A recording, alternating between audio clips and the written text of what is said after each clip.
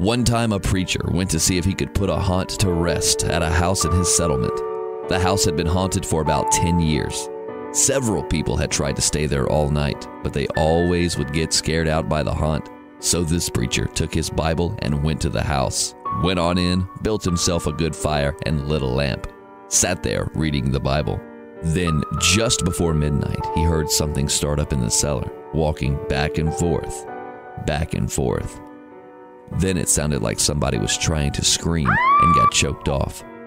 Then there was a lot of thrashing around and struggling, and finally, everything got quiet. The old preacher took up his Bible again, but before he could start reading, he heard footsteps coming up the cellar stairs. He sat watching the door to the cellar, and the footsteps kept coming closer and closer.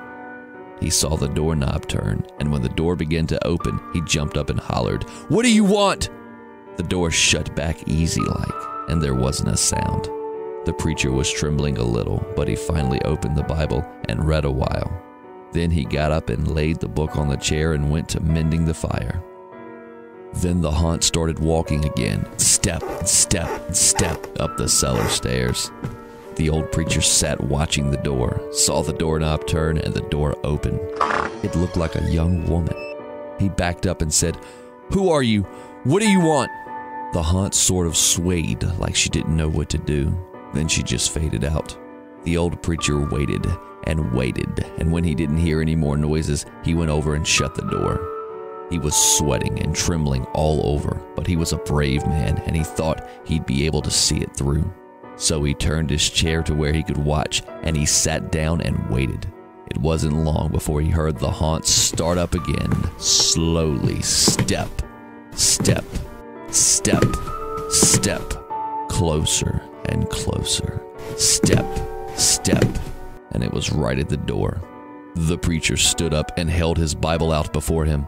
Then the knob slowly turned and the door opened wide. This time the preacher spoke quiet-like. He said, "In the name of the Father, the Son, and the Holy Ghost, who are you and what do you want?" The haunt came right across the room, straight to him, and took a hold of his coat. It was a young woman about 20 years old. Her hair was torn and tangled, and the flesh was dropping off her face so he could see the bones and part of her teeth. She had no eyeballs, but there was a sort of blue light way back in her eye sockets, and she had no nose to her face. Then she started talking. It sounded like her voice was coming and going with the wind blowing it. She told how her lover had killed her for money and buried her in the cellar. She said if the preacher would dig up her bones and bury her properly, she could rest. Then she told him to take the end joint of the little finger from her left hand and lay it in the collection plate at the next church meeting, and he'd find out who had murdered her. And she said, "If you come back here once more after that, you'll hear my voice at midnight, and I'll tell you where my money is hid, and you can give it to the church." The haunt sobbed like she was tired, and she sunk toward the floor and was gone. The preacher found her bones and buried them in the graveyard. The next Sunday, the preacher put the finger bone in the collection plate, and when a certain man happened to touch it, it stuck to his hand.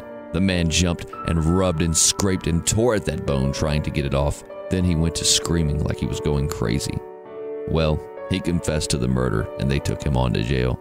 After the man was hung, the preacher went back to the house one midnight, and the haunt's voice told him to dig under the hearth rock. He did, and he found a big sack of money. And where that haunt had held on to his coat, the print of those bony fingers was burned right into the cloth. It never did come out.